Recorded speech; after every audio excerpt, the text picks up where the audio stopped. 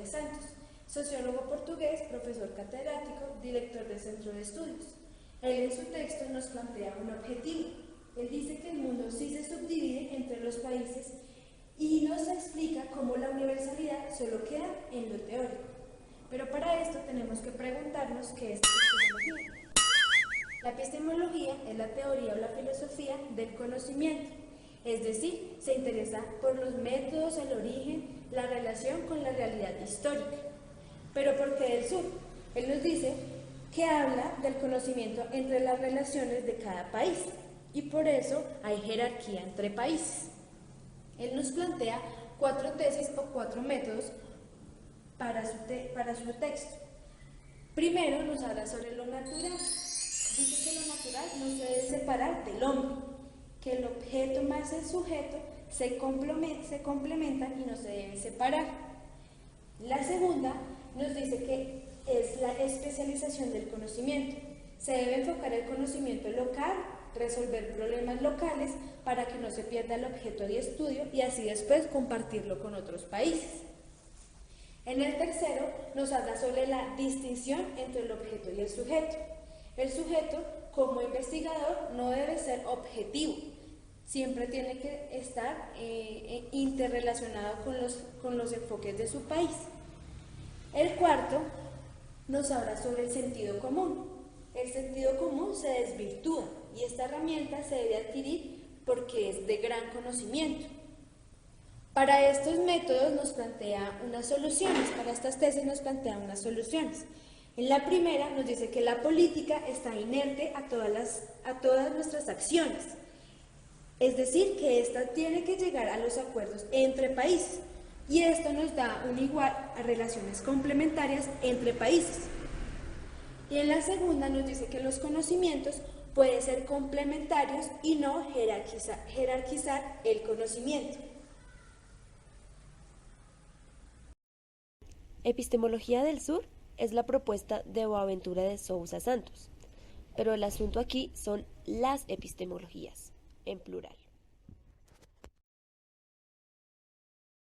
Las epistemologías del sur buscan reconstruir, formular y legitimar alternativas para alcanzar una sociedad más justa y libre. Para eso es necesario analizar el contexto actual de la teoría crítica eurocéntrica, la cual define las ideas políticas que actualmente nos rigen. El análisis del contexto intelectual de las ideas políticas se reúnen en 4 áreas de interés. La primera, que vivimos en una sociedad de preguntas fuertes y respuestas débiles. Cada vez somos más conscientes de que nuestros horizontes de posibilidades están más limitados y para encontrar una salida es necesario un cambio de civilización. Vivimos en un mundo en el que 2 de los 500 individuos más ricos tienen tanta riqueza como los 40 países más pobres con una población de 416 millones de personas. Y entonces nos preguntamos si acaso ese es un mundo justo.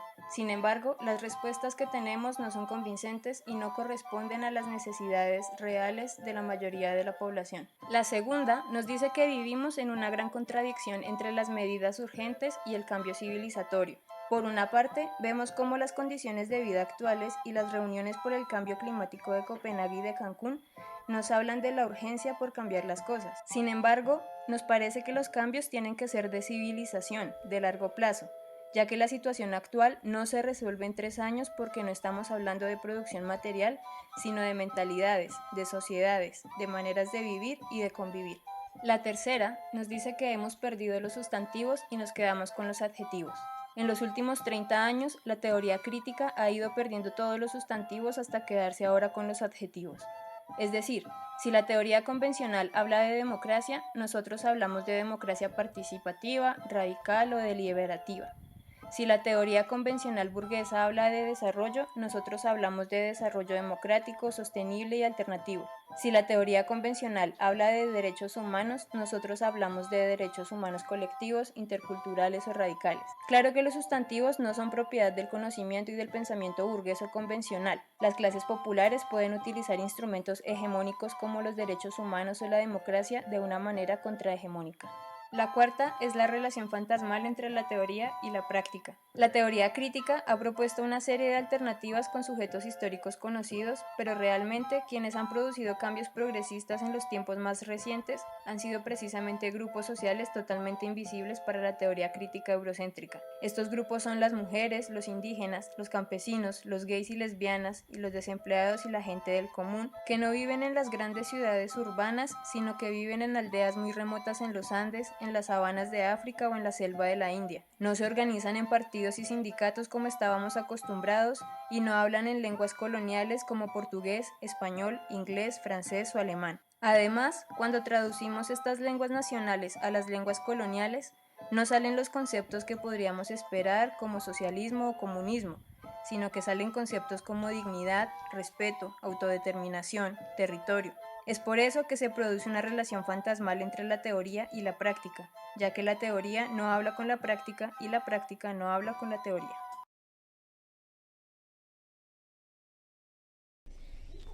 Nuestra ciencia es una ciencia descontextualizada, no depende del contexto. Entonces las teorías son universales porque no vemos lo que las contradice, como dice Boaventura de Sousa Santos. Uno de los grandes problemas que tenemos es que exista la idea de que hay un solo conocimiento válido, producido como perfecto conocimiento en gran medida en el norte global, este que llamamos la ciencia moderna. Y no es que esta sea un error. Lo que es criticado por las epistemologías del sur es que se le dé una exclusividad de rigor. No hay problema en reconocer que la ciencia es importante. El problema está en pensar que es la única manera válida de conocer el mundo. Hay otras maneras que quizás son más importantes para otros objetivos, de la vida colectiva principalmente, a los cuales la ciencia no puede responder. Entonces es necesario mirar el mundo con otros ojos, pues merecemos un mundo mejor. Nuestra historia, la que estamos acostumbrados a escuchar, a aprender, es una historia contada desde un solo lado, el del colonizador, el vencedor, el gobernador. Estamos acostumbrados a adquirir conocimientos después de las luchas, colonizaciones, batallas, supuestas independencias, y dejamos a un lado el conocimiento nacido en ellas, que es un saber abierto entre posibles vencedores y vencidos. Es necesario mirar el mundo con otros ojos, sobre todo teniendo en cuenta que estamos en contextos sociopolíticos muy preocupantes. Traer a discusión otros conocimientos, no solo los occidentales y dominantes.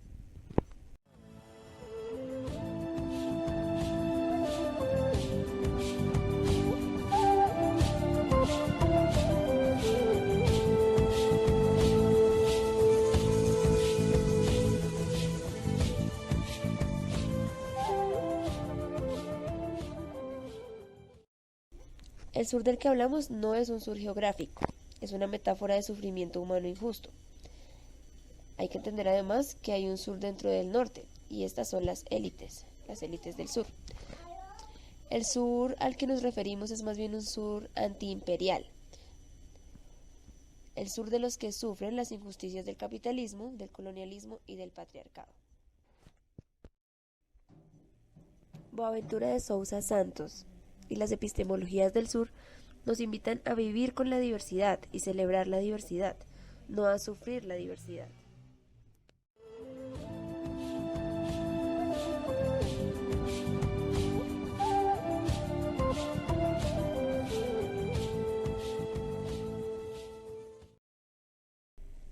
Para desarrollar las epistemologías del sur, partimos básicamente de tres premisas.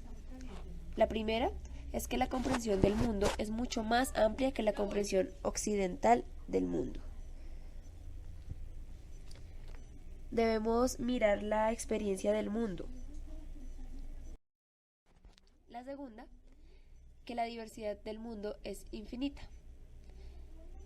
Esto quiere decir que existen diversas maneras de pensar, de sentir, de actuar, diversas relaciones entre seres humanos, formas de relación entre humanos y no humanos, con la naturaleza o con lo que llamamos naturaleza, diferentes concepciones del tiempo, diferentes formas de mirar el pasado, el presente, el futuro. Para las epistemologías del sur, esta gran diversidad queda desperdiciada, porque por esta tendencia a universalizar todo, pues ya que debido al conocimiento hegemónico que tenemos, la diversidad permanece invisible. Y la tercera es que esta gran diversidad del mundo, que puede y debe ser activada y transformada teóricamente, prácticamente de muchas maneras, no puede ser monopolizada por una teoría general.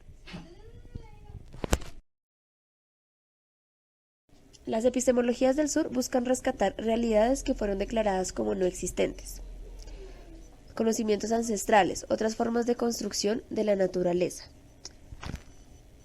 Podemos hablar de dos procedimientos centrales de las epistemologías del sur. El primero es la sociología de las ausencias. Saber que la ciencia moderna produce como no existente muchas realidades, y cuando rescatamos esas realidades, amplificamos sus sentidos y las transformamos en emergencias, que es el segundo procedimiento, la sociología de las emergencias, que busca recuperar la presencia de los pueblos milenarios que han logrado la recreación de su hábitat a través de una relación simbiótica directa con los ciclos o procesos de génesis y muerte de la madre tierra, o Pachamama.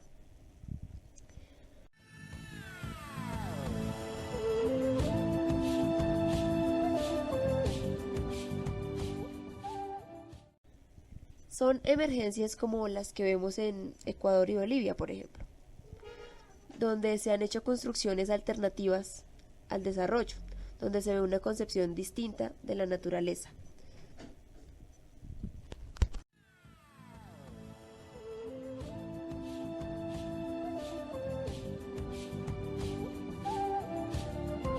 El Parque Nacional Yasuní, en la selva amazónica ecuatoriana, un refugio único de biodiversidad. Una hectárea contiene más especies de árboles y arbustos que toda América del Norte.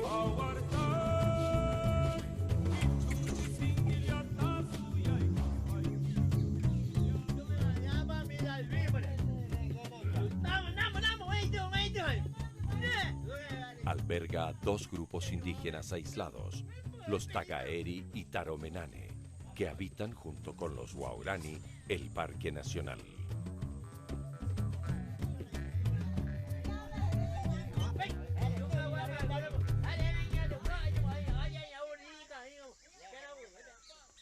Yasuní y Teté, una iniciativa para cambiar la historia.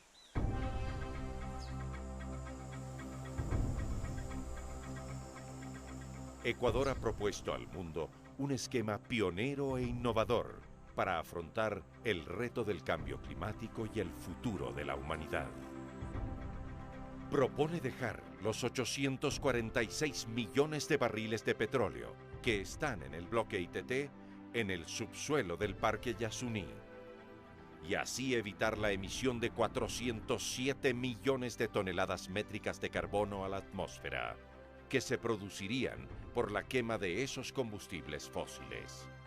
A cambio, pide a la comunidad internacional asumir su corresponsabilidad, aportando con al menos la mitad de los ingresos que el país recibiría por la explotación de esas reservas de petróleo.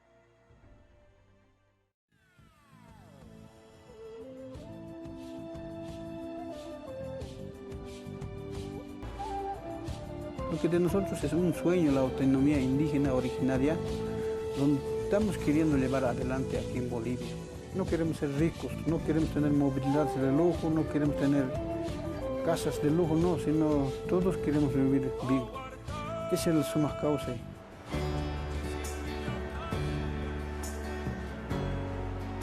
Espacio en su momento se han venido siempre procreando cúpulas, élites, para seguir discriminando hacia los pueblos indígenas. Bolivia es una forma, digamos, de experimentos y estamos muy contentos y muy felices los bolivianos y nosotros en particular los pueblos indígenas originarios campesinos de ser un ejemplo no solamente para nosotros y para nuestros descendientes que vienen, sino también para nuestros hermanos países vecinos y para el mundo definitivamente.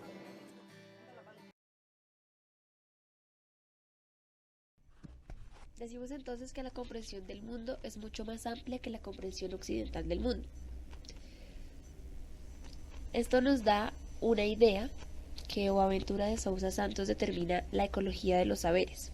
Son diferentes formas de saberes cuya validez no se puede determinar en términos generales abstractos, ya que los saberes valen de acuerdo con la pragmática de la vida, con las consecuencias.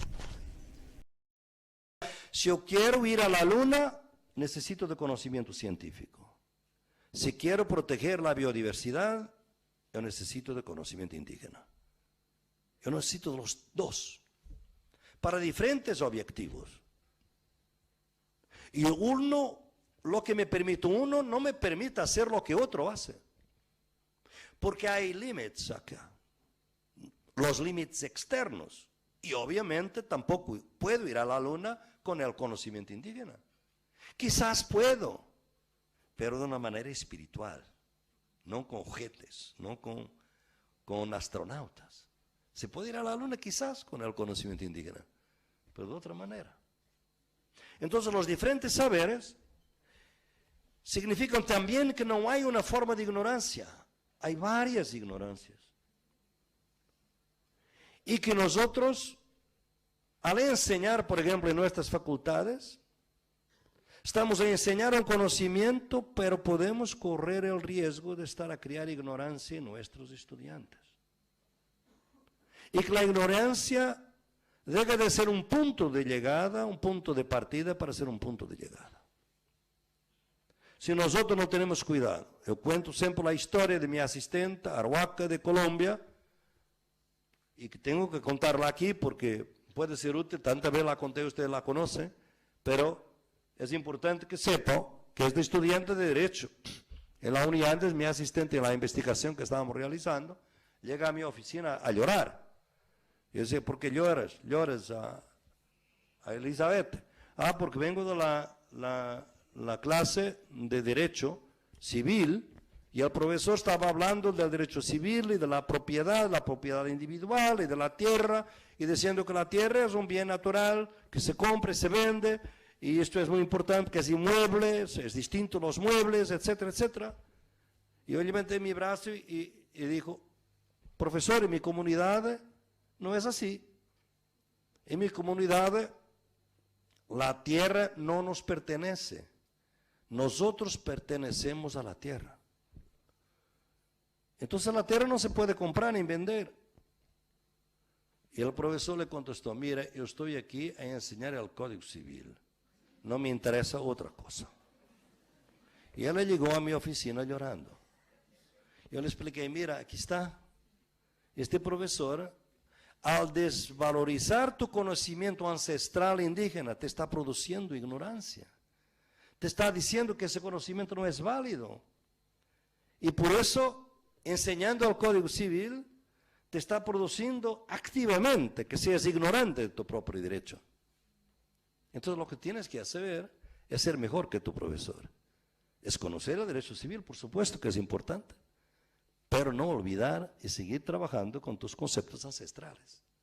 Ecología de saberes. Diferentes formas de saber. Que tienen diferentes objetivos, obviamente, que diferentes concepciones, como vamos a ver, para todos los aspectos de la vida. Por último, se tiene en cuenta la traducción intercultural, donde todos los conocimientos son incompletos. Aquí es importante vivir con las diferencias.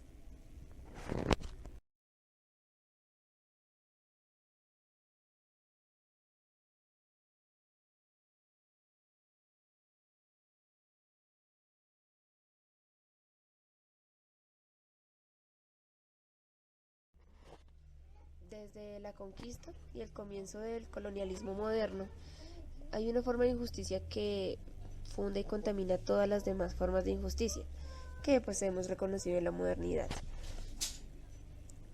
Esta injusticia es la injusticia cognitiva. Una de las peores, o quizá la peor de todas, porque es la injusticia entre conocimientos.